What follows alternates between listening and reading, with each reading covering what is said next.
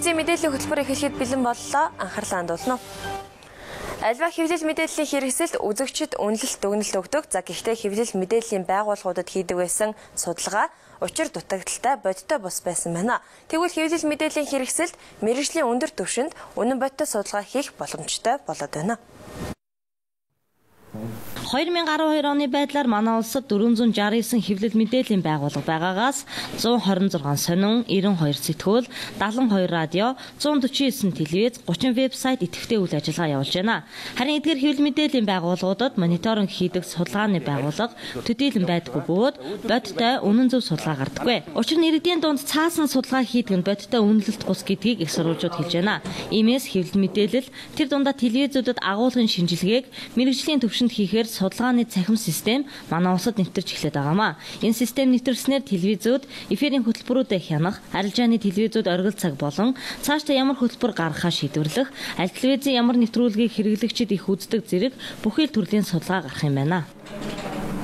Телевиз үзэгчийн судалгаа гэдэг нь зөвхөн телевиз үзэлтээс гадна телевизүүд эфирээр юу цацав гэдгийг маш наривчлалтайгаар дэс дараалуулж бүртгэсэн бүртгэл тэрэн дээр хийдэг анализтай маш холбоотой байдаг. Тэгэхээр манай тэр ТV мониторингийн үйлчилгээ өөрөө яг олон улсын стандартад хүрээд хүрчсэн байсан учраас Кантар медиа компани биднэртэй хамтраад энэ үйл ажиллагааг явуулахад их түвхэн байсан. Телевиз үзэлтийн судалгаа нь электрон хэлбэрээр явагддаг учраас өдөр бүр минут тутамд үзэлтийн мэдээллийг бүртгэж авдаг юм а. Мөн судалгааны үр дүн телевизүүдэд өндөр ач холбогдолтой. Учир нь телевиз эфирийн цагаа худалдаж орлогынхоо ихээхэн хэсгийг тиймээс тэр ханшаа тогтооход судалгааны үр дүн маш их ач холбогдолтой юм а. Үзэгчдэд хамгийн их нэг сайн нэвтрүүлэг нийлүүлсэн, хамгийн чанартай нэвтрүүлэг нийлүүлсэн, хамгийн хэрэгцээтэй нэвтрүүлгийг нийлүүлсэн тэр телевизийн рейтинг өндөр байх учраас тэр рейтингийнхаа төлөө, бүтээгдэхүүнийхээ чанарын төлөө телевизүүд хоорондоо өрсөлдөж эхэлнэ. Энэний үр дүнд үзэгч хамгийн түрүүнд маш сайн хөтөлбөрөөр хандах тэр нөхцөлөөр хандж байгаа. Телевиз үзэлтийн судалгааны төслийн бэлтгэл ажил 2010 оноос эхэлсэн бөгөөд энэ оны 11-р сард Улаанбаатар хотын 6 дүүргийн 400-аас 500 өрхийг сонгож судалгааны төхөөрөмжөө суулгажээ. Албаны хүний ярьж байгаагаар эдгээр айл өрхийг сонгохдоо телевиз үзэлтийн судалгаанд нөлөөлж болох үцаар амжиргааны төвшин, нас хүйс, боловсрал гээд хэд хэдэн хүчин зүйлсийг харгалзан үзэж төхөөрөмжөө суулгасан гэж байсан юм а. Дашрамдуулахад 11-р сарын телевиз үзэлтийн судалгааны эхний үр дүнг маргааш олон нийтэд зарлах юм байна. Энэ сарын 5-ны өдөр 7 настай хүүг хойд эцэг нь сэхэнд ортолон зодсон хэрэг гарсан. За энэхүү үйл явдалтай холбогдуулан хүүхдийн төлөө үндэсний газраас авч хэрэгжүүлсэн арга хэмжээгээ танилцууллаа. Манай улс хүүхдийн эрхийг хамгаалах тухай хуулийг 1995 онд баталсан байдаг. Гэтэл гэр бүлийн хүчирхийллийн тоо буурахгүй байгаа юм байна. Тухайлбал 2008-аас 2011 оны хооронд гэр бүлийн хүчирхийллийн улмаас 1223 хүн хохирчээ. Үүнээс 40 хүн амь насаа алдаж 787 хүн биедээ гэмтэл авсан бол 47 хүн бэлгийн хүчирхийлэлд өртсөн тухай тоо баримт байгаа юм.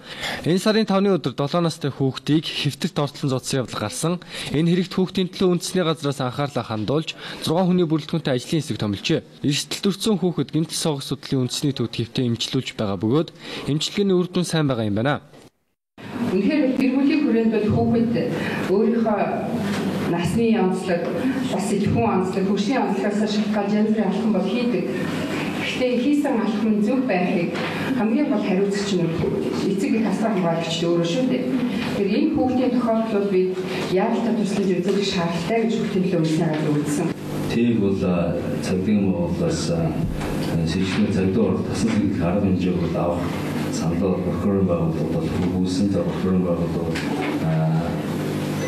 тэгээд бол цагдуур шаардлагагүй гэдэг үндэслэр батлан даалтанд тасан зэрэг арга хэмжээг авсан байгаа. За өнөөдөр бол цагдгийн боолоос тухайн тэг хичээг бас сэжигний цагдуур тасан зэрэг арга хэмжээ авах саналаар дахин хөгжүүлж байгаа. Цаашид үүнтэй адил төстэй гэр бүлийн хүчирхийллийн гэмт хэрэг гарахгүй гэдэг эргэлзээтэй юм. Хууль эрх зүйн орчин тодорхой хэмжээд бүрдсэн ч гэр бүлийн хүчирхийллийн тоо буурахгүй байгаа нь өнөөгийн нийгэмтэй холбоотой гэдгийг судлаачид онцлсан байна. Энэ он гарсаар Монгол улсын хэмжээнд байгалийн болоод бусад аюулт үзэгдэл 3776 удаа гарсан байна. Харин аюулт үзэгдлээс болж 91.9 тэрбум төгрөгийн хохирол учирчээ. Энэ оны эхний 11 дугаар сарын байдлаар улсын хэмжээнд аюулт үзэгдэл 3776 удаа гарсны улмаас 226 хүн амь насаа алдаж 12.3 мянган толгой мал амтан хорогджээ. Харин объектын төмөр 3258, ой хээрийн төмөр 229 удаа, гол нуурын усанд хүн унсан осол 102 удаа, адар бороо үерийн үзэгдэл 34, мал амтны халдварт галзуу өвчин 32 удаа, бичил уурхай нуранганы осол 26, хүчтэй салхи шуурга 22 удаа гарсан байна. Мөн 3.5-аас дээш магнитудын хүчтэй газар хөдлөлт 13 удаа гарчээ. Аюулт үзэгдэл ослын тоо бол 15.5%-аар нэмэгдсэн байна. За тэгээ энэ аюулт үзэгдэл ослын улмаас амь насаа алдсан хүний тоос 11% нэмэгдсэн гэсэн юм гарсан байна. Тэгвэл өмнөх оны мөн инхээс аюулт үзэгдэл ослын тохиолдолд 508-аар амь насаа алдсан хүний тоо 24-өөр нэмэгдсэн байгаамаа. Харин энэ хугацаанд аюулт үзэгдэл ослын улмаас 91.9 тэрбум төгрөгийн хохирол учирчээ.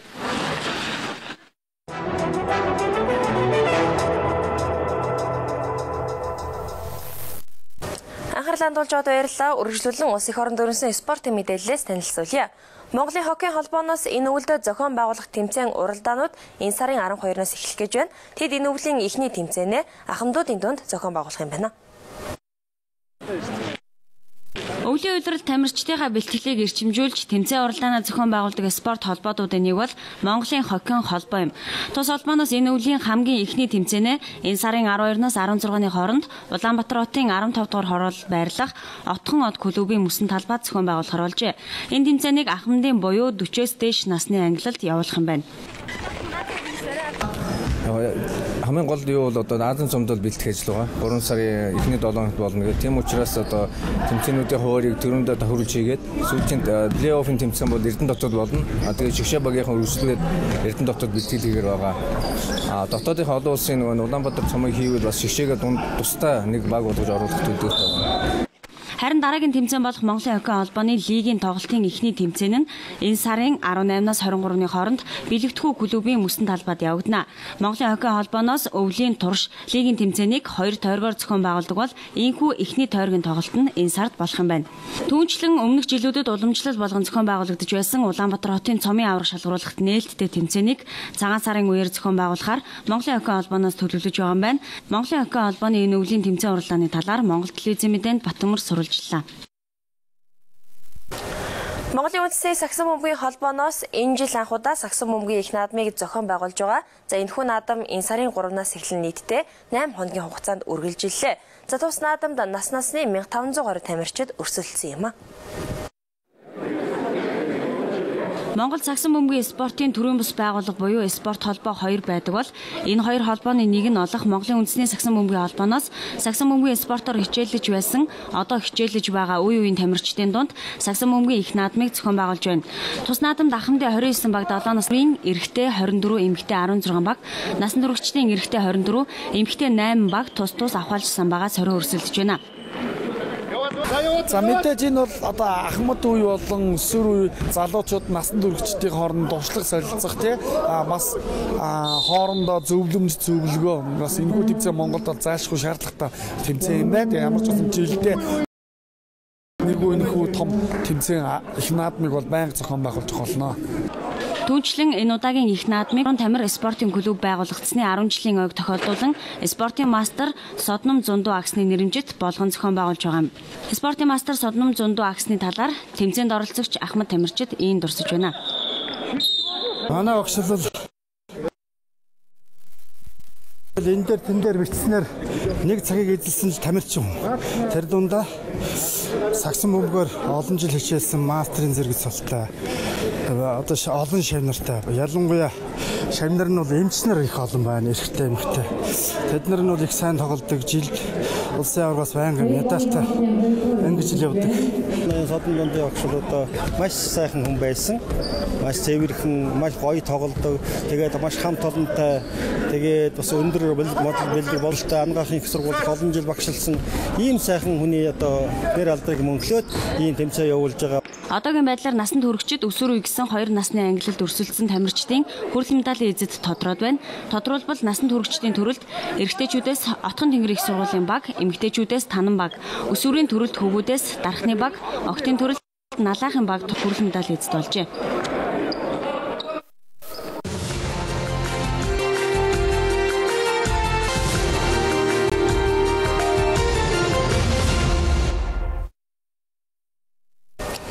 үргэлжлүүл үзэгч та бүхэндээ олон улсын мэдээллээс танилцуулъя. Өнгөрч нэмгарагт Румыни улс парламентын сонгуулиа явуулсан байна. Энэ удаагийн сонгуулиар Румыни зүүн төвийн засгийн газар 57% саналаар ялалт байгуулж байгаа урьдчилсан дүн гарсан байна. Румыни зүүн төвийн засгийн газар нямгарагт явагдсан парламентын сонгуульд ялалт байгуулж байгаа урьдчилсан дүн гарсан байна. Энэ үр дүн Румыни улс төрийн нөлөө бүхий хоёр албан тушаалтны хоорондын хувийн өрсөлдөөнийг улам сэтрээж улс төрийн маргаан үүсгэж магадгүй юм. Ерөнхий сайдын эрх баригч эвсэл 452 суудалтай хууль тогтоох байгууллагынхаа нийт суудлын 57%-ийг авсан байна.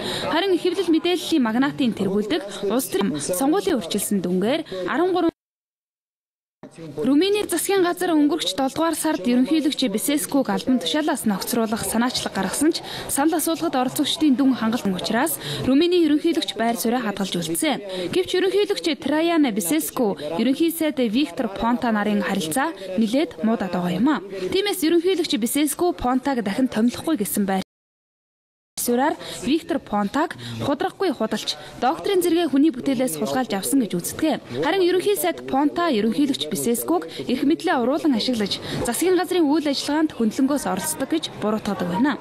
Энэхүү маргаан замаас ерөнхийлөгч өөр хэн нэгнийг ерөнхий сайдад нэр дэвшүүлнэ гэхдээ түүний сонголтыг парламент нь батлах ёстой юм а. Хэрвээ түүний нэр дэвшүүлсэн хүн парламентын хоёр шатны санал хураалтаар хангалтгүй санал авбал тухайн нэр дэвшигчийн нэр дэвших эрхийг шууд хасах юм байна. Хадаа зүгч та бүхэн олон улсад өрнөсөн бусад үйл явдлын багц мэдээлэлд анхаарлаа хандуулна. Бангладешийн нийслэл Дака хотод удахгүй болох бүх нийтийн үеэр лувр гарсан эсхийг хянах газар байгуулахыг шаардсан жагсаал болсны дараа хот даяар хүчирхийллийн шинжтэй үн мэдэгдсэн байна. Бангладешийн сөрөг хүчний үндэсний намыг дэмжигчид автобус болон том аврын автомашинуудыг шатаасан байна. Мөн нэм гаргийн өглөө олон зуун идэвхтэн нийслэл хоттой байна. Гэвч хотын хэв журмын цагдаа шидэж үмэн дэгдэгчдийг тараах зорилгоор бензинийн сумаар буудаж нулимс асгаруулагчийг ашигласан нь хүчирхийлэл үүд юм байна. Цагдаагийн газар болон гэрчүүлэгч дээрх жагсаалуудыг Бангладешийн засгийн газар болон сөрөг хүчнээ дэмжигчид зохион байгуулсан. Өнгөрөх амралт дээр Хорват, Босни, Гэрсэг, Серб, Румын зэрэг Европын орнуудаар их хэмжээний хурд сунаж хүйтний ирч чангарсны улмаас наад зах нь 6 хүн осгож амиа алдсан байна. Мөн цаг агаарын энэхүү байдлаас үүдэж Европ ТV-ийн зүүн өмнөсөд зам тээврийн үйл ажиллагаа сааджээ. Хорватын нийслэл хоттол гэхэд сүүлийн 57 жилд ороогүй их цас унсны улмаас 4 хүн амнасаа алдсан юм байна. Мөн Европ ТV томоохон хотуудад агаарын болон тээвэр саатаж нийтийн тээврийн зам харгуй цасанд богджээ. Цасан шуурга нэм гарагт Балканы зүүн бүсийг чиглэн шуурч энэ үеэр Румыни ям парламентын сонгуулийн санал хураалт явагдаж байсантай холбогдуулж улсынхаа дайчилсан байна. Германы канцлер Ангела Меркелийн гол өрсөлдөгч Штайнбрюк улс орноо гарч байна гэж удирдагчдаа буруутгажээ. Сонгуулийн кампанид ажиллаа нэм гарагч санхүүгийн зохицуулалт хийх гол асуудлаа хангах мөн бодлого боловсруулах амлалт өгсөн байна. Германы сангийн сайдын албан тушаалыг хашиж байсан Пир Штайнбрюк эх оны 9-р сард явагдах парламент канцлерийн төлөө өрсөлдөхийг намынх нь гишүүдийн 93% дэмжиж баталсан байна. Европын өрийн хямралд баримтлаж байгаа бодлогынхаа үр дүнд ард түмнийхээ дунд нэр хүндтэй Ангела Меркель олон нийтийн санал асуулгуудыг тэргүүлж байна. Гэхдээ Германы зүүн төвийг баримтлагч намууд канцлер Ангела Меркелийг Еврогийн бүсийн хямралд хэтэрхий оройтож хэтэрхий бага зүйл хийсэн гэж шүүмжилж ирсэн ч парламенттай танилцуулсан саяхны эдийн засгийн аврах төлөвлөгөөг нь дэмжиж байгаа юм а.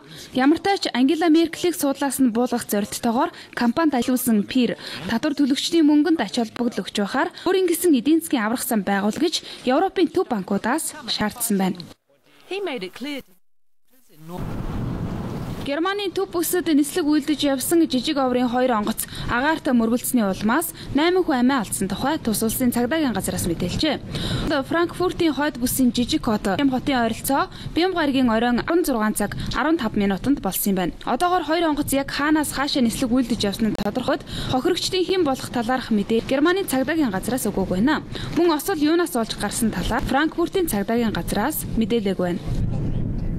Өнгөрөх онд Европын үр зээлийн улс орондоо халдварлуулсан гэсэн үндслэлээр салбарын тэрбумтан Сильвио Берлускони засгийн газрын өрсөлдөх гэж байгаагаа мэдэгджээ. Өдгөө Берлускони олон улсын санхүүгийн зах зээлээс дарамт шахалттай тулгарснаар засгийн газрын тэргүүний албан тушаал засгийн эрхнээс буусны дараа тэрээр татвар насанд хүрээгүй хүүхэдтэй зөв бус бицаатай байсан зэргээр шүүхийн хаалга татсан. Санал асуулгаар Берлусконигийн ард эрх чөлөө намын нэр хүнд муу үзүүл. Гэхдээ Сильвио Берлускони дахин 4 жил засгийн эрх барина гэдэгтээ байгаагаа илэрхийлжээ. Хүчний намын дарга Аун Сан Суу Чи улсынхаа тусгаар тогтнолын баатар эцгийнхээ төрлөх Натмаук хотоор зочилсан байна. Тэрээр 1947 онд эцгийгээ бусдын гарт амиа алдах үед 2 настай байжээ. Түүнийг генерал Аун Сангийн төрлөх хотод хөл тавих үед олон мянган хүн таатаагаар угтаавч мэдчилсэн байна. Аун Сан Суу Чи Натмаук хотоос ухаалаг үнэн шудраг хүмүүс төрөн гардаг. Энэ хотын иргэд ухаалгаар шаргуу хөдөлмөрлөж, бусад хүмүүсийн итгэл найдварыг хүсэрдүүлэхгүй ажиллаж амьдрна гэдэгт итгэлтэй байгаа хэмээн сэтгэлээ хуваалцсан байна. Нобелийн шагналтны Натмаук хотод хийсэн энэхүү айлчлал 2 жилийн өмнө гэрийн хорионоос гарснаас хойших анхны айлчлал юм байна. Тэрээр хамгийн сүүлд эцгийнхээ төрлөх хотод 2003 онд хөл тавьж байжээ. Пакистаны ерөнхийлөгч Асиф Аль Зардари Талибан хөдөлгөөнийхэнд буудуулж шархадсан идэвхтэн охин Малалагийн хэвтэн биеийн байдалтай танилцжээ. Ерөнхийлөгч Зардари Малала охины эмчилгээний багийнхантай уулзаж, эмчилгээний үйл явцтай танилцсны дараа Бирмингем дэх хатан хаан Элизабетийн нэрэмжит эмнэлэг залуу идэвхтнийг өнгөрөх 10 дугаар сарын 9-нд сургуулиас гэртээ харих замд нь Талибан хөдөлгөөний зэвсэгт дайчид буудаж хүнд шархтуулсан. Түүнийг Талибан хөдөлгөөнийг шүүмжилж огтод боловсрал олгохыг сурталчилсан гэсэн шалтгаанаар аль насанд нь халтахыг завдсан гэдгээ Талибан хөдөлгөөн мэдгдсэн юм а. Нобелийн үеийн хотноо зохион байгуулагдсан хүндэтгэлийн концертыг өнөөдөр шагнал гардуулах Стокгольмын концертын их танхимд зохион байгуулжээ. Хөгжмийн зохиолч Кристоф Эшенбах Стокгольмын Роял Филармонийн найрал хөгжмийг удирдах зохион байгуулсан байна. Энэхүү сонгодог концертын хүндэт зочноор Хятадын зохиолч Нобелийн утга зохион Мо Ян, анагаах ухааны сэнцгийн салбарын шагналтан Ллойд Шеплинаар өргөцсөн байна. Мөн Шведийн гүнж Кристина түүний нөхөр Магнусонаар сонгодог концертын хүндэт зочны суудалд өргөдөжээ. Шведийн нийслэл Стокгольм хотноо Нобелийн шагналтнуудад шагнал гардуулах ёслол байна. Мөн өнөөдөр Норвегийн нийслэл хотод их тайвны шагналаа гардав.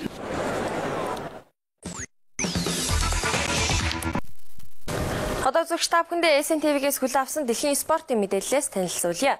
Испани лигийн 5 дугаар тойргийн тоглолтууд сонирхолтой явагдлаа. Атлетико Мадрид 6-1-гээр өрсөлдөгчөө хожиж, Колумб довтлогч Радамел Фалкао 5 гол оруулсан бол Барселона Лионел Мессигийн 2 голын ачаар 2-1 харьцаатай ялалт байгуулсан юм а. Гэхдээ Лионел Месси энэ тоглолтод 2 гол оруулснаар Германы алдар төлбөмбөгчин Георд Мюллерийн 1 жилд 85 гол оруулж байсан дээд амжилтыг 86 болгож шинчилсэн юм байна. Нэг жилд 86 гол оруулж Германы алдар төлөмбөгчин Герд Мюллерийн 1972 оны удирдал тогтоож байсан дээд амжилтыг Барселона Испани лигийн 15 дугаар дэх Реал Бетисийн талбайд зочилсон. Месси тоглолтын эхний хагаст 2 гол оруулжээ. Өнгөрсөн 7 хоногийн дундуур болсон аврагуудын баг зэрэг бэртэл авсан ч дээд амжилт тогтно тэр саад болсонгүй. Харин Барселонагийн төлөө нийт 74 гол оруулсан юм а. Тэгвэл Аргентины шигшээн төлөө тэр энэ жил нийт 12 гол оруулаад байгаа. Нийлээд 86. Мюллер одоогоос 30 жилийн өмнө 85 амжилт тогтоож байсан. Лионел Мессиг давуулан биелүүллээ. Тэр энэ жил 56 гол, Испанийн цомд 2 гол оруулаад байгаа юм а. Тоглолт 3-1-ээр Месси хэтрик хийх боломж байлаа. Гэхдээ 2-4 дахь ялтай байгуулж хожигдлгүй 43 оноотой лиг тэргүүлж байна. Энэ өдрийн өөр нэг одон гисэн хүн бол Радамел Фалкао байлаа. Испанийн лигийн 15 дугаар тойрогт Атлетико Мадрид талбайда Депортиво ла Корона клубт тоглосон юм а. Атлетико Мадрид үүний өмнөх тойрогт хожигдож Барселоногоос 6 оноод дуулсан. Хүснэгтийн 2 дугаар хайранд бичигдэж байна. Тэгвэл Атлетикогийн товтлогч Радамел Фалкао мөн мэрэгэн бууч өвснэгтийн 20 дугаар хайранд бичигдэж байгаа. Учир нь тэр энэ өдөр нийт 5 гол оруулж 1-р үеийн дунд тоог нийтийг болгосон бол түүнээс хойш Радамел Фалкао 5 гол оруулжээ. Тэр 5 голороо 5 зэрэглийн товтлогч гэдгийг харууллаа. Хүснэгтийн хамгийн сүүлд бичигдэж байгаа Депортивогийн ханд Фалкао эхний үед 2 гол оруулсан. Харин 20 дугаар үеглээд торгуулийн цогцолтоос тооны хэрэг болсон. 4 минутын зайтай дахиж 2 гол оруулснаар тоглолт 6-1. Фалкао оруулснаар Ла Лигт нийт 16 голтой болж 23 голтой Мессиг ядж эхэллээ. Харин Роналдо 13 голтой байна. Реал Мадридийн тойрогт Реал Вальядолидоос Ангол довтлогч Матеуш Альберто Контрерас Консалво Реал Мадридийн алганд оруулжээ. Доод дивизионд байгаа тэд эхлэлийг маш сайн тавьсан ч 5 минутын дараа Карим Бензема гэхдээ Ангол довтлог шинэ өдөр гайхалтай байна. Түүнийг 2 дугаар давхурд дахиад тогтоож дийлсэн тооны харьцаа 2-1 болсон. Ла Лигийн шинэ чиглэлээ. Гэхдээ энэ өдөр Месут Үзил бага хожигдлоос аварсан юм. Тэр 1-р үеийн төгсгөл тооны харьцааг 2-2 болгон улмаараа чөлөө цогцолтоос багтаа 3 он авчирчээ. 2-р үеийн дунд тэр дубль хийж тооны харьцаа 3-2 Мадрид удирлын ээлжид ялтай байгууллаа. Реал Мадрид лигийн тэргүүлэгчээс Мадридаас 5 оноод дуу 3-р харин бичигдэж. Өдрүүдэд Португалийн лигийн 11-р тойргийн тоглолт авсан юм а. Порто Бенфика клубүүд ижил оноотой гагцгүй ганцхан голыг тэргүүлж байгаа. Тэд энэ удаад ч тэргүүлээ хадгалсан. Гэхдээ нэг тэгэр хоцсон. Том довтлогч Джексон Мартинес хожлын голыг 2-р үеийн дунд оруулжээ. Оройг залгаж байгаа нутаг нэгтэн Джексон Мартинес Портогийн төлөө лигтээ 11 дахь тоглолтод 10 дахь гол оруулснаар лигээ тэргүүлж байгаа. Нэг тэгэр Мореренсийг хожлоо. Мореренс хүснэгтийн хамгийн сүүлийн байранд бичигдэж байна. Харин гэхдээ Бенфика 11-р тойргийн тоглолтод хийгээ өрсөлдөгч 2-оос илүү голын зөрүү Виториал талбайда Виториа Сетубалыг хүлээвсэн. 7-нд 3 гол орсон. Эхний үеийн дунд талбайн эцэстээс Луис Лил тооны харьцааг 1-1 болгосон. 28 дахь минут тооны харьцаа 1-1 болсон байна. 1-р үед 2-р үе эхлээд 53 дахь минутанд Эвансыг 2-1 болгосон байна. Виториал талбайда 2 бөмбөгний зөрүүтэй тэргүүлж эхэллээ. Улмаараа 2-р үеийн дунд тооны харьцаа Лос Джефферсон оруулснаар баг нь 3 он авчээ. Ингээд Сторид 15 оноо хүснэгтийн 6-р ойронд бичигдэж байна. Виториа Сетубал дараалан хожигдсноор 11 оноотой хэвээр үлдэж хүснэгтийн 11 оноотой хэвээр үлдэж хүснэгтэнд байр ухарсан.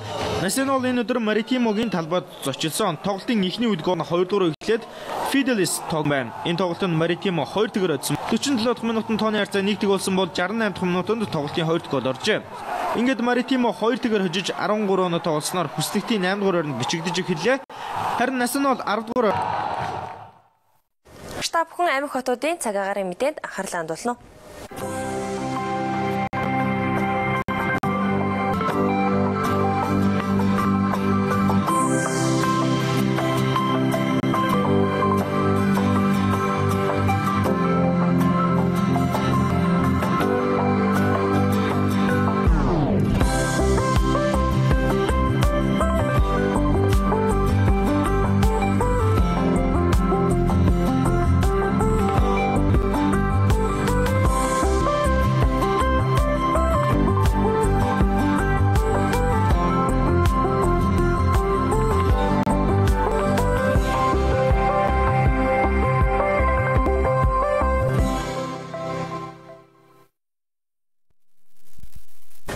Би та бүхэндээ мэдээ танилцууллаа. Анхаарлаа хандуулж хамт байсан үзэгч та бүхэндээ баярлалаа.